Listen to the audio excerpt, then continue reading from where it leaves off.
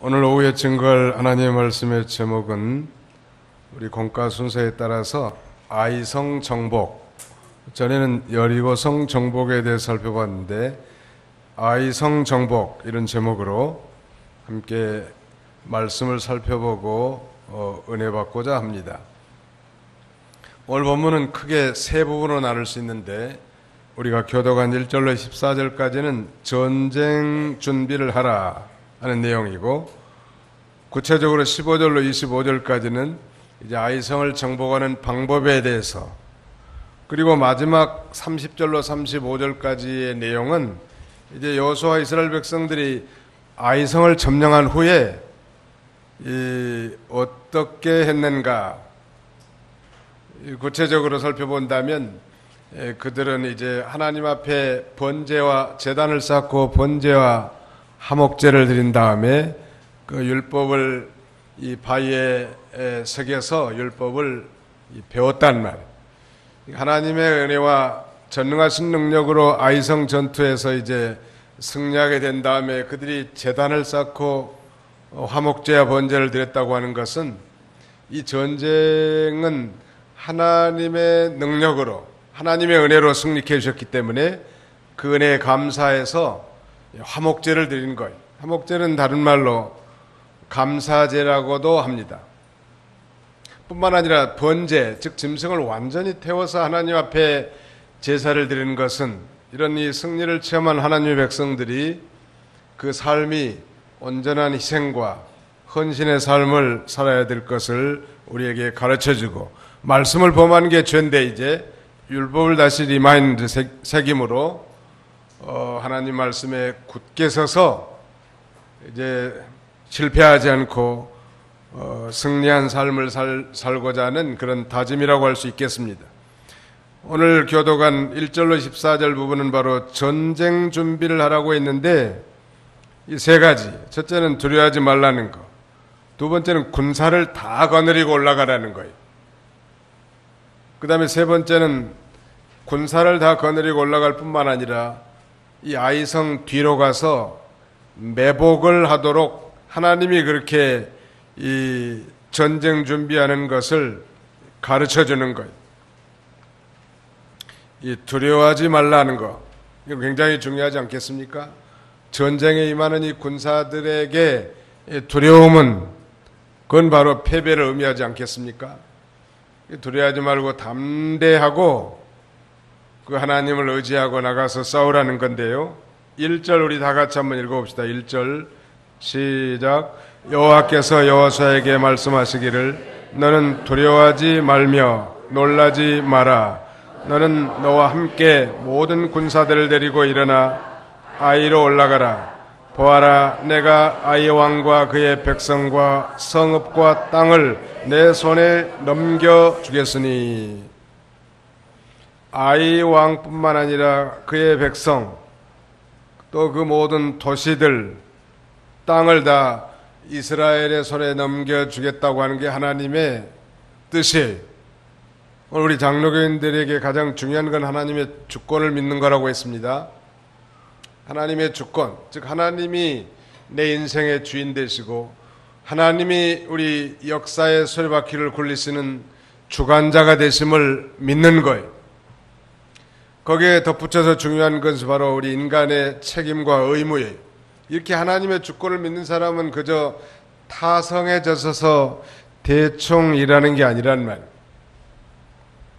어서 말한 대로 장로교인들은 하나님이 택한 백성 어떻게 하겠습니까 하면서 일을 안 한다는, 또 전도도 잘 안 한다. 왜냐하면 하나님의 주권을 믿으니까 하나님이 택한 백성을 적당한 때에다 인도하시지 않겠는가.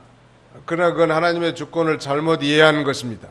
하나님의 주권을 진정으로 믿는 사람이라고 하면 인간이 해야 할 의무와 책임을 잘 감당해야 돼. 가령 직장인들 같으면 자기가 다니는 직장을 위해서도 열심히 기도해야 할 것입니다. 왜? 자기의 실력이나 자기가 대단해서 그 직장을 허락해 주신 게 아니에요. 하나님의 은혜로 하나님이 인도해 주셨단 말. 그러면 그 직장이 잘 되도록 늘 기도하는 것은 우리의 책임이란 말. 또 그렇게 함으로 거기가 동시에 자기 자신도 기업의 성장과 함께 자신도 성숙할 수 있는 거예요. 그러면 하나님의 주권을 믿는 사람은 이제 그 주권을 믿기 때문에 가정에서는 좋은 남편이 되려고 노력해야 하고, 또 좋은 아내가 되려고 노력해야 되고, 좋은 직장인이 되려고 노력해야 되는 것입니다. 학생들 같으면 열심히 공부하는 거예요. 공부 열심히 하지 않는 사람은 하나님의 주권을 믿지 않는 거예요. 정말 하나님이 잘 되게 해주려고 하는 게 하나님의 뜻인데, 우리의 이 노력, 우리의 수고를 통해서 그렇게 해주시는 하나님이란 말. 오늘 이 아이성을 하나님이 허락하셨지만 구체적인 하나님의 방법을 제시해 주십니다. 그러나 만약 이스라엘 백성들이 그걸 따르지 않는다면 결코 아이성을 정복할 수 없을 거예요. 그래서 인간의 이 복병 전술을 이제 여호수아를 통해서 그대로 실천함으로 과거에 패배했던 아이성 전투에서 다시 승리하는 것. 오늘 우리는 하나님이 함께 하심으로 전에 실패했던 아이성을 정복하고 승리하는 내용을 기록한 부분을 살펴보는데, 우리가 실패할 때는 말씀드린 대로 반드시 실패할 만한 원인과 이유가 있다고 말씀드렸죠. 그러므로 실패했을 때 언제나 우리가 하나님 앞에 가까이 나가서 자신을 성찰하란 말. 되게 원인은 다 자기에게 있는 거예요. 남편에게 있는 게 아니고 자기에게 있는 거예요. 아내에게 있는 게 아니고 자기에게 있는 거라는, 직장과 환경에 있는 것이 아니라 자기에게 되게 다 문제가 있습니다. 다른 환경이나 다른 것을 우리가 탓하는 것은 그건 자신을 제대로 성찰하지 못한 거예요. 하나님 앞에 나가면, 그래서 정말 하나님을 만나서 교통한다고 하면 모든 게 다 자기 탓인 것이 깨달아지게 될 것입니다. 그래서 하나님 앞에 나가서 자신을 성찰하는 것은 중요한 것입니다. 하나님은 우리가 한두 번 실패했다고 우리를 결코 휴지조각처럼 버리신 분이 아니요, 예수님의 피로 맺어진 하나님의 언약 백성들은 영원히 함께 하신다는 말 믿으시기 바랍니다. 그래서 사실은 말씀드린 대로 실패는 성공의 어머니라고 했는데, 정말로 실패했을 때 하나님 앞에 나아가서 기도하고 자신을 반추하면서 회개할 때 하나님은 다시 성공의 실마리를 우리에게 제공해 주고, 또 하나님은 언제나 우리에게 이 가능성을 두시고 또 제기할 수 있도록 우리를 인도해 나가신 하나님. 안 믿는 사람들은 실패해가지고 극단적인 선택도 하긴 하지만, 우리 믿는 사람들은 절대 그래서는 안 된다는. 사실은 이 실패를 많이 해본 사람이 이 장차 훌륭한 제목으로 쓰일 가능성이 아주 많아요. 인생을 그저 승승장구만 해가지고는 그 큰 제목으로 쓸 수 없단 말. 바람도 맞고 비도 맞고 많은 환난을 겪은 나무라야 큰 제목 기둥감으로 쓰일 수 있는 것처럼 말이죠.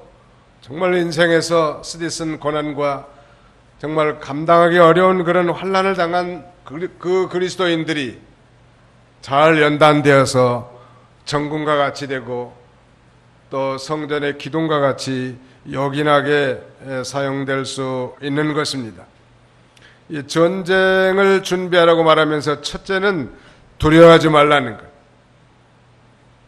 이제 이스라엘 백성들이 아간의 이 죄를 다 제거했기 때문에 하나님께서 기뻐하시고 아이성을 여호수아와 이스라엘 백성에게 붙여주신다는 것. 그 다음에 이제 구체적으로 해야 될 일을 말해주는데, 두려워하지 말고 그 다음에는 군사를 다 거느리고, 즉 여기 보니까 너와 함께 모든 군사들을 데리고 일어나 아이로 올라가라. 전에 정탐 보냈던 사람들은 이 성은 조그마한 성이기 때문에 우리 병사들 2-3천 명만 보내도 얼마든지 이길 수 있겠습니다. 그렇게 보고하니까 여호수아가 3,000명만 골라서 보냈다가 패전하지 않았습니까? 근데 하나님은 그렇게 말씀하지 않았어요. 담대함을 가지라고 말씀함과 동시에 너와 함께, 지도자를 빼진 거 아니에요. 지도자와 함께 모든 군사들을 데리고 일어나 아이로 올라가라는, 사자와 코끼리가 토끼 한 마리를 잡을 때에도 사력을 다한다고 하지 않았습니까? 전심전력하는 거예요. 신앙생활은 어제 성공했으니까 오늘도 성공이 보장되어 있는 거 아니에요? 우리 신앙생활은 날마다 새로운 국면이 전개되는 거예요. 전투가 또 천편일률적이지 않습니다. 여리고성을 정복할 때는 사실 대낮에 군사들로 하여금 진열을 갖추어서 한 바퀴씩 돌고, 마지막 날 7번째 날은 7바퀴를 돈 다음에 함성을 지를 때 여리고성이 무너졌다고 했습니다. 소위 백주에 시하는 그런 전쟁에, 백주 시 전쟁했다고 하면, 오늘 이제 하나님께서 여호수아에게 지시한 거 보면 야간에, 아무 사람들도 눈치채지 못하는 야간에 이 말하자면 매복을 하라는 거예요. 야간 매복 작전을 가르쳐 주는 거. 하나님이 이거 여호와 하나님이 직접 그렇게 지시해 줬고, 믿음 있는 여호수아는 그대로 순종했단 말이에요. 오늘 우리는 무슨 자신이 직접 기도해서 하나님 앞에 직통 계시해서 무슨 작전 방법을 알려주는 거 아니에요. 하나님은 오늘날도 우리에게 늘 작전 지시를 해줘요. 그런데 그 방법은 하나님의 말씀을 통해서 해주는 거예요. 믿으시기 바랍니다. 또 기도를 통해서 성령의 감동함을 입고 그 영의 세계를 열어 보여주신단 말이에요. 그래서 삶의 방향과 지시를 보여주는 거예요. 우리가 중요한 건 이 작전 지시를 잘 받는 게 중요해요. 한번 따라합시다. 하나님 아버지, 저의 삶 가운데서도 작전 지시를 내려 주옵소서. 지금 하나님이 그렇게 지시해 준 대로 그대로 순종할 뿐이라고. 여호수아는 작전 지시는 어떻게 내려줘요? 하나님의 말씀과 기도를 통해서 내려주는 것. 그래, 늘 성경을 읽고 하나님 앞에 회개하면서 전심으로 기도할 때 영감을 얻고 영적 세계에 들어가서 삶의 바른 방향과 목적 그리고 뜻을 정확하게 가르쳐 준단 말이에요. 그러면 그대로 순종하면 실패하지 않는 거예요. 그러므로 우리가 하나님의 작전 지시를 받지 않고 살기 때문에 되게 실패하는 거예요. 자기 방법대로 결정하고 자기 방법대로 판단하고 자기 방법대로 실행하기 때문에 실패하는 거예요. 우리가 평생 천당 가는 그날까지 하나님께 늘 작전 지시를 받고 승리하는 삶을 사시기를 주님의 이름으로 축원합니다.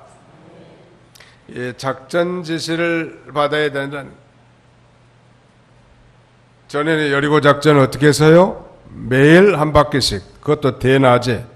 앞에는 무장한 군사, 그 다음에는 나팔을 분 제사장들, 언약궤를 맨 제사장, 또 그 뒤에는 후진한 이 무장한 군사가 대낮에 적군들이 다 볼 수 있을 만큼 그런 말하자면 백주 시 전쟁 작전이었다고 하면, 이번에는 이제 복병을 두라는 거예요.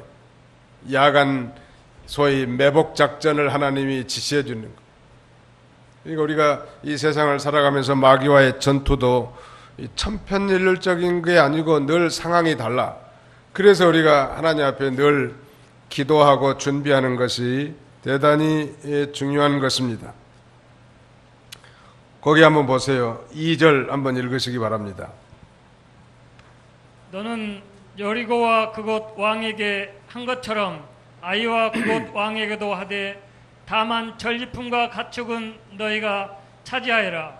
너는 성 뒤쪽에 복병을 두어라 하셨다. 예, 너는 성 뒤쪽에 복병을 두어라. 과거 여리고와 그 왕에게 한 것처럼 진멸하되, 다만 전리품과 가축은 이번에 하나님께 바치는 것이 아니라 이스라엘 백성들이 차지하도록 선물을 준 거예요. 하나님 앞에 충성하고 바치는 사람들은 이 세상에서도 하나님이 풍성하게 살게 하시는 하나님, 그건 역사가 증명하는데, 소위 이 복음의 흐름, The Stream of Gospel, 이 복음의 흐름과 부의 이동, the shift of richness 같은 말이, 이 부의 흐름과 복음의 흐름은 언제나 같이 따라다녔습니다. 복음이 유럽을 먼저 복음화시킬 때 유럽이 부강한 나라를 건설하고 풍요를 누리지 않았습니까? 이 복음의 흐름이 이제 아메리카 대륙을 거쳐서 극동에 우리 조선 반도, 그 다음에 중국을 거쳐서 장차 천산산맥을 넘어 저 중앙아시아와 최후에는 이제 back to Jerusalem, 예루살렘으로 돌아가게 될 거예요. 근데 묘하게 이 부의 이동과 복음의 흐름이 비슷하다는 거예요. 왜 그랬을까 제가 생각해 보니까 복음을 전파하고 하나님 나라 건설하는데 물질이 필요하기 때문에 하나님이 여러 가지 방법으로 공급해 주셔. 우리 한국 같은 데 사실 그야말로 부존 자원이 거의 없고 심지어는 쌀농사도 자급자족이 안 되는 나라예요. 근데 세계 10위의 열강 가운데 들고 그야말로 내가 보기에는 미국 사람들보다 더 잘 먹고 잘 사는 것 같아. 한국 사람들. 실제로 미국 사람들 그렇게 우리가 생각한 만큼 세계에서 강력한 부자 나라도 우리만 그렇게 잘 먹고 잘 누리지 않아요. 국가가 부강한 거지. 개인적 일본도 마찬가지고요. 어떻게 이 6, 70년 전에 전 세계 가장 가난한 나라가 유엔의 원조를 받은 나라가 이제 제3제국 세계를 원조하는 그런 부강한 나라로 바꿔줄 수 있을까? 누가 그렇게 부자가 되겠어요? 네, 하나님이 그렇게 하셨고 또 그 다음에 우리 국민들이 열심히 근면성실하고 노력했기 때문에 하나님이 그렇게 해주신 건 틀림없지만 하나님이 그렇게 해준다고 계획을 세웠다고 해도 사람이 게을러 빠져가지고 말이요 일도 안 하고 이렇게 안일하게 돌아갔다면 그렇게 부강하지 못할 거예요. 우리 민족의 이 말하자면 근면성실 전략하는 정신, 끈기 이런 것들을 통해서 하나님이 부강하게 해주신 거예요. 그래서 저는 가는 교회마다 그걸 가르칩니다. 우리가 의지할 바는 하나님밖에 없다는 거예요. 우리가 잘 되는 것도 하나님밖에 없고 우리가 저 북한의 핵 위협으로부터 안전을 보장받는 국방력도 하나님밖에 없다는 거예요. 그래서 여러분 하나님의 바짓가랭이만 잡고 늘어지십시오. 하나님의 바짓가랭이만 잡고 늘어지면 누가 살게 해주세요? 하나님이 다 살게 해주신다는 거예요. 믿으시기 바랍니다. 이걸 믿고 평생 사세요. 아이성 전투에서 처음에 실패했는데 그때는 하나님 바짓가랭이 안 잡았어요. 자기들이 한 거예요. 말하자면 자기들이 살 길을 찾아가지고 가본 거예요. 대실패했습니다. 그래 다시 하나님 앞에 돌아와서 하나님을 붙드니까 하나님 앞에 성공되게 해주잖아요. 그러므로 오늘 우리가 조금 성공한 거나 다른 사람에 비해서 좀 일이 잘 된 것이 있다고 한다면 그때 교만하지 마십시오. 정말 그때 겸손하고 그때 하나님 앞에 엎드리시기 바랍니다. 그것이 우리의 살 길이에요.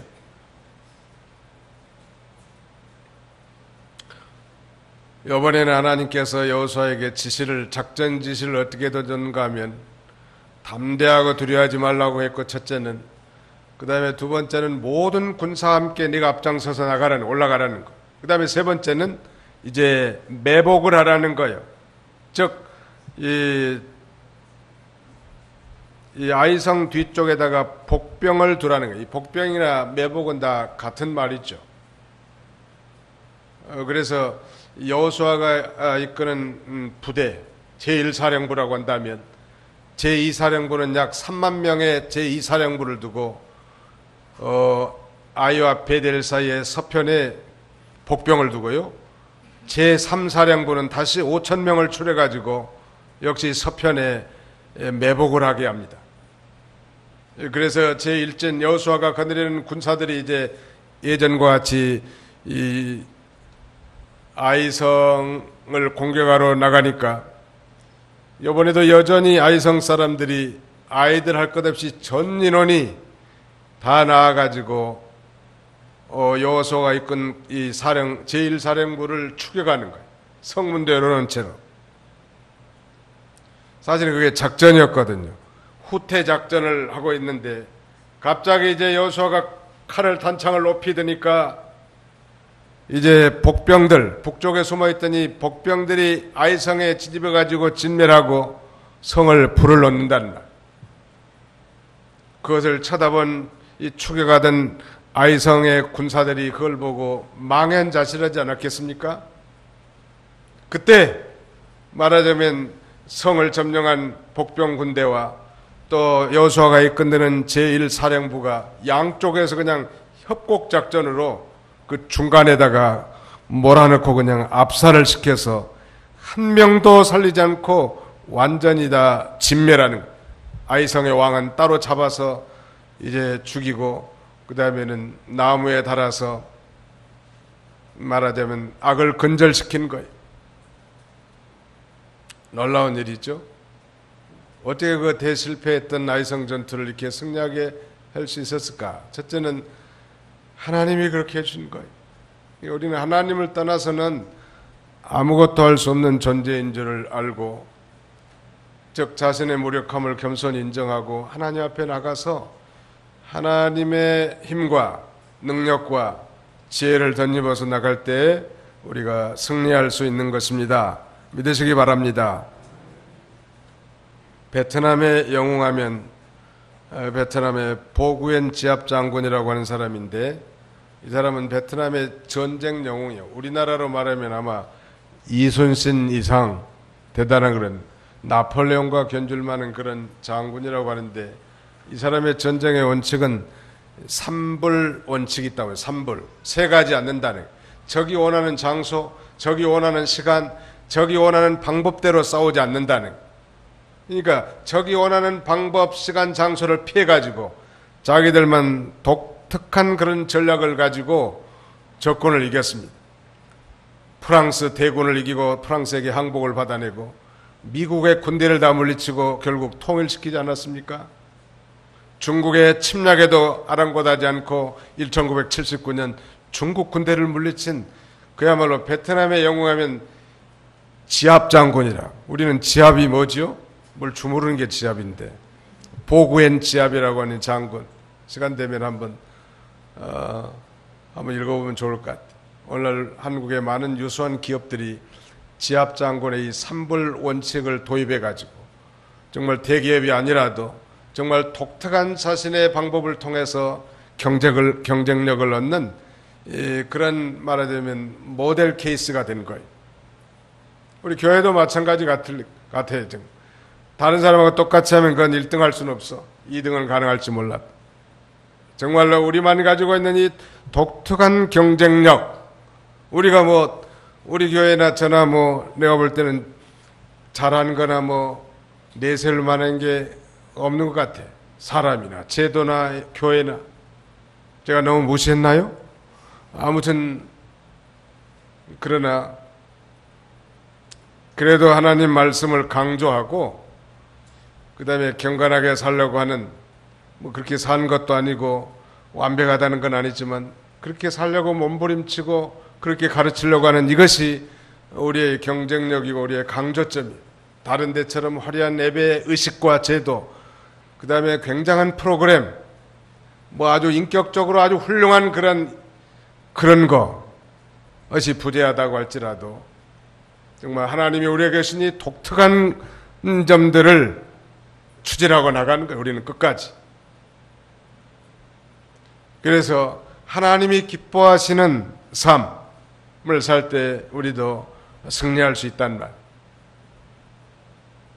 하나님은 그걸 기뻐하시는 것 같아요. 세상의 원리를 들어서 우리도 교훈을 삼을 수 있지만, 그 다음에는 이제 성 뒤로 가서 메보가라고 했는데, 말씀드린 대로 이스라엘 용사 3만 명을 성읍 서편에 매복을 시킨 거예요. 하나님께서 그렇게 지시해 준 게 있다는 거예요. 저는 이 말씀을 연구하면서 깨달은 것은 참 하나님은 방법이 많으시구나. 하나님은 방법이 많으셔.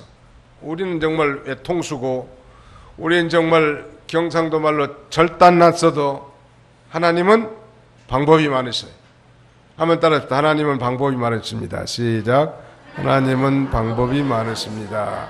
축복하는 방법도 많으시고 심판하는 방법도 많으셔요. 전에는 백주에 시하는 그런 전략을 가르쳐 주더니 이번에는 야간 매복 작전을 두어서 이 북서편에다가 이 3만 5천 명의 군사를 거기다가 매복을 시켜가지고 그야말로 이 아이성 사람들을 양쪽에서 중간에 끼어가지고 압살을 시켜버리고, 그러니 만약에 하나님이 방법이 많다고 우리가 고백했는데, 그렇다면 우리가 방법이 없을 때 어떻게 하면 되겠죠? 방법이 많으신 하나님 앞에 나와서 방법을 가르쳐 달라고 하는 거예요. 하나님, 오늘도 작전 지시를 해 주시옵소서. 주께서 지시하신 그 작전대로 순종하겠습니다. 그런 마음을 갖는 거예요. 내가 작전 계획을 세우면 실패했잖아요. 여호수아 장군. 하나님의 작전 계획, 그걸 따라갈 때 우리는 실패할 것 같아도 성공한단 말이에요. 안 될 것 같아도 되는 거예요. 마침내 되는 거예요. 조금 해보고 안 되는 게 아니고 마침내 된다고. 어떤 목사님은 그러더라고요. 1만 번 기도해봤느냐고. 기도 몇 번 해가지고 안 된다고 포기하는 게 아니라 1만 번 기도해봤냐는 거예요. 우리는 저 북한 정권이 무너지고 평화적으로 통일이 되고 저 북한에도 복음이 전파되도록 얼마나 많이 기도했습니까? 아마 지금쯤은 기도에 지쳐서 기도의 손들이 다 내려가지고 포기한 사람들도 많이 있을 거예요. 그러나 그 수없이 누적된 그 기도를 통해서 하나님은 희한한 방법으로 저 땅을 무너뜨리든지 문을 활짝 열어서 복음이 들어가게 하든지 반드시 그렇게 하실 줄로 믿습니다. 여러분도 그렇게 믿으십니까? 그렇게 될 것 같아요. 그러나 우리가 알 수 있는 건 없어. 하나님의 방법은 우리가 측량하기가 어려워요. 어떻게든지 하나님은 하나님이 하시고자 하는 뜻을 다 이루실 거기 때문에. 다만 우리 인간의 책임이라는 건 우리가 하나님 앞에 나가서 기도하는 것일 거고, 또 인간의 책임이라고 하는 건 우리가 해야 할 도리를 하면 되지 않겠습니까? 이 놀라운 전쟁에 승리를 했단 말이에요. 대단한 거 아니에요? 승리한 이후에 이들이 하는 일은 뭐였는가? 그걸 한번 보려고 합니다. 거기 30절부터 한번 읽어주시죠. 그때 여호수아가 여호와 이스라엘의 하나님을 위하여 에발산 위에 제단을 쌓았으니 그것은 여호와의 종 모세가 이스라엘 자손에게 명령한 것 같이 모세의 율법책에 기록된 그대로 철연장으로 다듬지 않는 자연석 돌로 만든 제단이었다. 그들이 그 위에서 여호와께 번제와 화목제를 드렸다.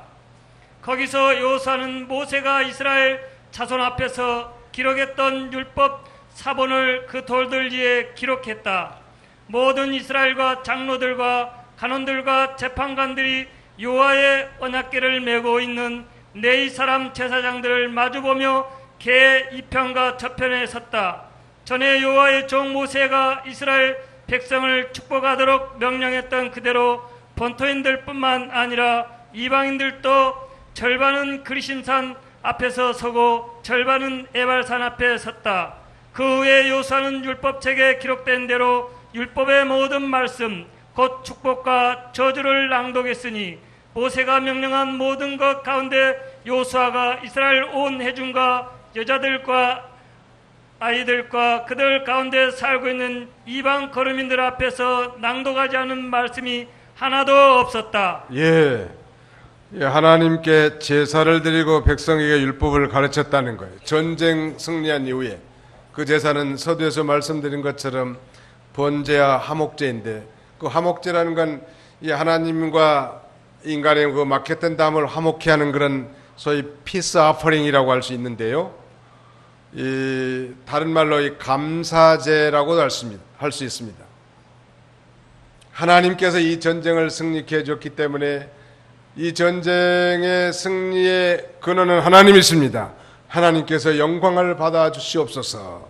그 승리의 순간에 하나님 앞에 영광을 돌린 것뿐만 아니라 번제를 드렸다고 하는 것은, 이 번제라는 히브리 말은 올라라는 말인데, 이것은 이 짐승을 완전히 태워서 하나님 앞에 올려드린다, 그런 뜻이에요. 우리식으로 해석하자면 그리스도인들의 헌신과 희생의 삶이라고 할 수 있겠죠. 정말 하나님의 은혜를 체험한 자들이야말로 하나님 앞에 감사하고 이제 자신을 희생의 제물로 하나님 나라에 헌신하는 삶을 살 수밖에 없지 않겠습니까? 그래서 하나님 앞에 제단을 쌓고 제사를 드리는데, 그 제단을 쌓을 때도 다듬지 않는 돌, 즉 손으로 아주 인위적으로 다듬은 그런 돌로 제단을 쌓지 않았습니다. 우리가 이 성전의 발달 과정을 보면, 이 광야 시대에는 성막을 만들어서, 그러니까 이 포장을 쳐가지고 말하는 휘장 가운데서 하나님을 섬겼잖아요. 짐승을 잡아서 피 흘려서 제사 지냈는데, 이게 발전된 게 소위 이 성전 아니겠습니까? 솔로몬 시대에 지은 성전, 그건 하나님의 임재의 처소지요. 그리고 이것은 신약 시대에 바로 예수 그리스도가 성전 되시고 예수를 그리스도로 믿는 성도들의 단체가 성전이에요. 교회고, 오늘 우리가 이 예배드리는 이 건물은 소위 예배당이고 교회당이죠. 성전은 결코 아니, 예수 믿는 성도들의 연합체, 예수 그리스도로 말미암아 부름받은 자들의 단체, 그게 바로 성전이란 말. 그런데 이 성막과 성전이 있기 훨씬 전부터 하나님께서는 이 제단을 통해서, 가령 아담 때부터 제단을 쌓아서 거기다 동물의 짐승의 피를 흘려서 제사를 드리게 하신 것입니다. 이건 장차 오실 메시아, 즉 예수 그리스도의 희생적 이 구속을 의미하는 것인가 동시에 동물이 희생하는 것처럼 자신도 하나님 앞에 희생과 헌신의 삶을 살도록 하기 위한 교훈이죠. 예를 들어서 아브라함은 마므레 상수리 숲을 내 거기다가 제단을 쌓았어요. 그게 흙으로 쌓았는지 돌로 쌓았는지 모르겠습니다만, 분명한 것은 다듬지 않는 돌로 순수하게 하나님 앞에 예배드린 거예요. 인위적으로 드리지 않았단 말. 이 제단이라고 하는, 이 단이라고 하는 히브리 말은 미츠바흐라고 하는데, 이 말은 동물을 죽여서 희생 제물을 드리다, 그런 의미가 있습니다.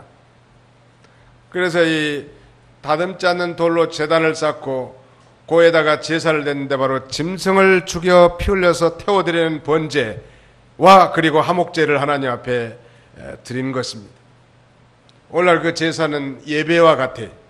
오늘 우리도 예수 그리스도의 십자가의 죽으심을 기억하고 감사하면서 예배드린 원리와 똑같단 말. 나의 일생 가운데, 내가 직장이나 사회생활을 하는 가운데 나로 하여금 승리케 하신 분이 하나님이십니다.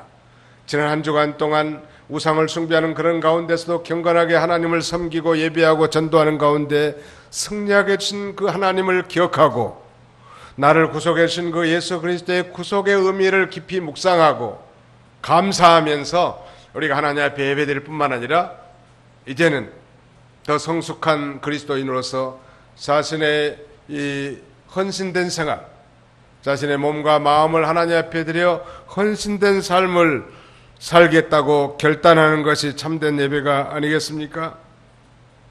그런 면에서 이 다듬지 않는 돌로 제단을 쌓아 제사를 드렸다고 했는데, 사람의 손으로 가감하지 않고 꾸미지 않고 하나님께서 내신 그대로 하나님을 섬길 것을 우리에게 가르쳐 주는 것입니다.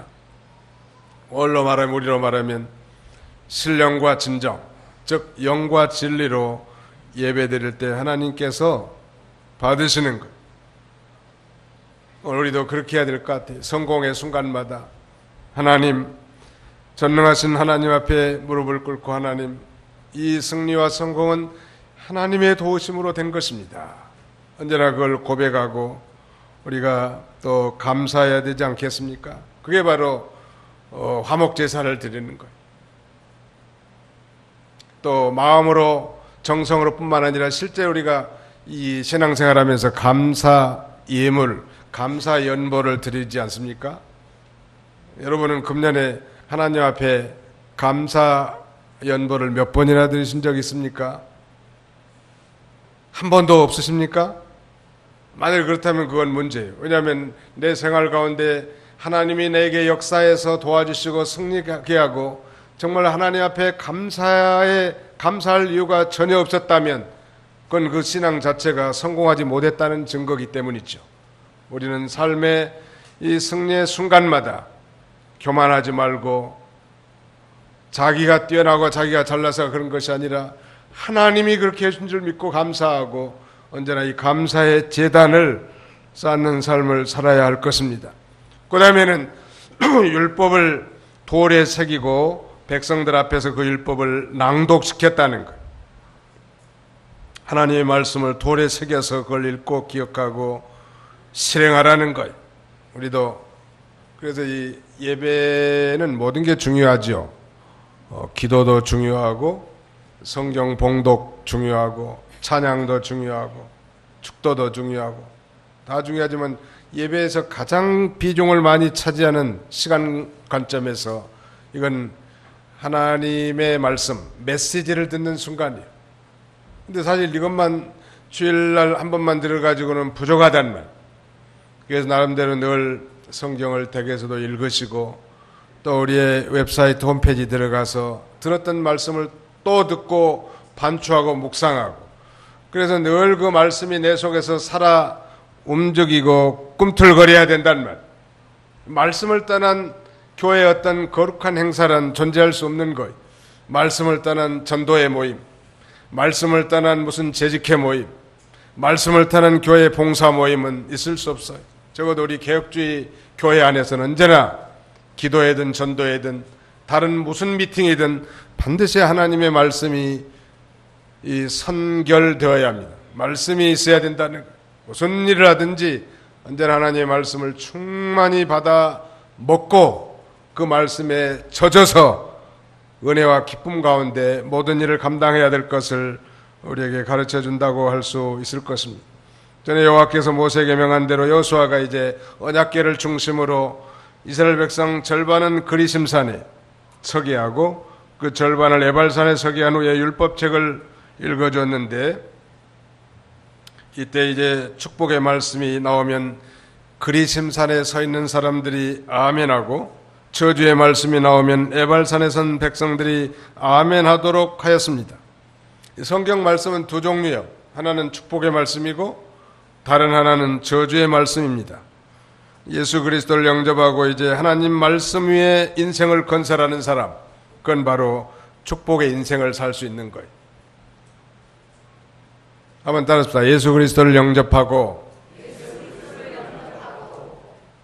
자신의 인생을 하나님 말씀에 건설한 자는 축복의 인생이 됩니다. 여러분 정말 축복의 인생을 살기를 원하십니까? 우리가 이미 오후 예배 참여할 정도 되면 다 예수 믿는 거듭난 그리스도인이라고 판단이 됩니다. 그렇다면 이제 우리가 실패한 건 결국 말씀이라는 거예요. 내가 말씀을 순종하면서 말씀 위에 내 인격이 건설되고 구원을 이루어나가는가? 아니면 여전히 예수를 믿고 몇십 년이 됐어도 자기가 주인인가? 말씀을 따라가는 건 예수님이 주인이에요. 말씀을 버린 건 자기가 주인이에요. 예수 그리스도를 영접하는 것 자체가 축복이지만 이제 구원받은 하나님의 자녀들이 축복의 인생을 살려면 하나님 우리에게 주신 모든 말씀을 순전한 마음으로 순종하고 따라갈 때 하나님은 평강과 기쁨 그리고 넘치는 복으로 함께 해주시는 거예요. 사실 그러니까 너무 신앙생활이 쉬워 간단하고 너무 쉽고 간단하니까 잘 안 해. 그래서 그 축복을 누리지 못하는 거예요. 성경 말씀은 축복의 말씀과 저주의 말씀이 있는데 아마 축복의 말씀을 들으면 아멘 하고 그대로 순종하겠습니다 했을 것 같고 저주의 말씀이 나오면 아멘 하면서 그렇게 살지 않겠습니다 하면서 응답했을 것 같아요. 저주를 받는다는 말씀이 나오면 그렇게 하지 않겠습니다 그런 각오로 아멘 하는 거예요. 여호수아가 이스라엘 백성의 율법을 다 읽어준 거예요. 사랑하는 성도 여러분, 우리는 7장에서 이스라엘 백성들이 아이성 전투에서 실패한 원인을 배웠죠. 그리고 제8장에서는 그 반대로 완전 승리하는 그야말로 전환된 승리의 장을 우리가 살펴봤는데요. 시간 관계상 중간 부분은 많이 생략했습니다만 전체적인 내용은 다 아마 언급한 것 같습니다. 이 인생이 실패한 이유가 뭐였습니까? 우리가 배운 대로 첫째가 죄를 짓기 때문에 실패했다고 했습니다. 이스라엘 백성 같으면 아간의 범죄, 두 번째는 경험과 학식, 그리고 무슨 성취한 것을 의지하고 기도하지 않기 때문에 실패했다고 했죠. 세 번째는 성공했을 때 자만하고 교만했기 때문에 실패하는, 되게 실패한 사람들은 요 세 가지 안에 그리스도인으로서 여러분들도 한번 생각해 보세요. 내가 왜 실패했을까? 그 세 가지 중에 하나 반드시 들어있습니다. 원인을 제대로 파악했다면 성공의 실마리도 제공되는 거예요. 그렇구나. 이제 내가 좀 하나님 말씀으로 돌아가야 되겠다. 말씀 어긴 게 죄니까. 이제 다시 하나님 앞에 엎드려야 되겠다. 주님 앞에 겸손히 나가서 자신을 성찰하고 주님의 음성을 듣고 순종해야 되겠다. 그리고 어떤 성공 가운데서도 교만하지 않고 겸손해야 되겠다. 이런 그 각오로 나간다면 대성공하지 않겠습니까? 중국 고전에 이런 글귀가 있는데, 길자 흉지문이요 복자 하지 근이라, 그런 말이 있어요. 한번 따라합시다. 길자 흉지문이요. 다시 길자 흉지문이요 복자 화지 근이라. 예, 무슨 말이? 길은 흉의 문이고 복은 화의 근원이라는 것.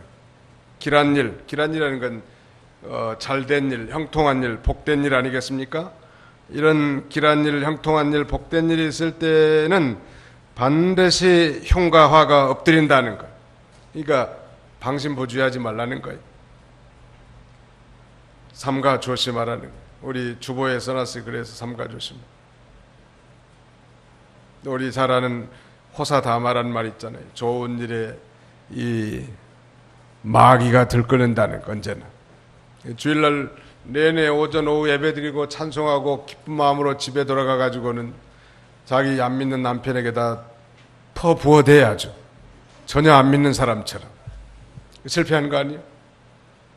적어도 이게 한 주간이 지속이 돼야 되는데 대개는 좀 괜찮다가 한 금요일쯤 되면 안 믿는 사람과 비슷하게 바뀌어져, 사람이.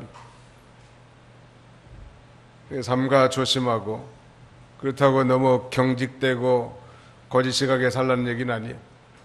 유머를 가지고 살기도 하고 풍요로운 삶을 누려서 사십시오. 그러나 언제나 삼가 조심하면서 주님을 잃어버리지 않도록 조심해야 된다는 말. 이스라엘 백성들의 실패에 담에서 우리가 배운 거예요. 그리고 마지막 강조하고자 하는 것은 이 작전 지시를 받으라는 거예요. 하나님은 새벽에 작전 지시를 잘 내려줘. 새벽 기도하시는 거 좋은 거예요. 좋은 습관이라. 오늘 본문뿐만 아니라 이 7장과 그 6장 앞에도 보면 여호수아는 하나님의 뜻을 찾았을 때 아침 일찍 일어났다고 몇 번이나 강조합니다. 오늘 8장 10절에도 여호수아가 아침 일찍 일어나서라고 강조하고 있고 7장 16절에도 이에 여호수아가 아침 일찍 일어나라고 말씀하고 있지 않습니까? 6장 12절에도 여호수아가 아침에 일찍 일어났고 제사장들이 여호와의 계를 메었다. 3장 1절에도 여호수아가 아침 일찍 일어나서 온 이스라엘 자손과 함께 시딤을 출발하여 얼리버드가 되라는 거예요. 아침 일찍 일어난 사람, 게을러가지고 게으른 사람이 어떻게 성공할 수 있겠냐는, 이런 이 말씀을 청감으로 삼아서 승리하고 그리스도 안에서 성공하는 인생들이 다 되시기를 주님의 이름으로 축원합니다. 기도합시다. 하나님 아버지 감사합니다. 아이성 전투에서 실패했던 원인은 저들이 죄를 범했고 경험을 의지하고 기도하지 않았으며 성공했을 때 자만심과 교만심에 빠져서 실패했다고 했사온데 우리가 이것을 전감으로 삼아서 언제나 하나님 앞 엎드려 기도하고 자신을 성찰하고 교만하지 않고 겸손한 가운데서 날마다 하나님의 작전 지시를 받아 승리하는 인생을 살게 하여 주시옵소서. 예수님의 이름으로 기도하옵나이다. 아멘.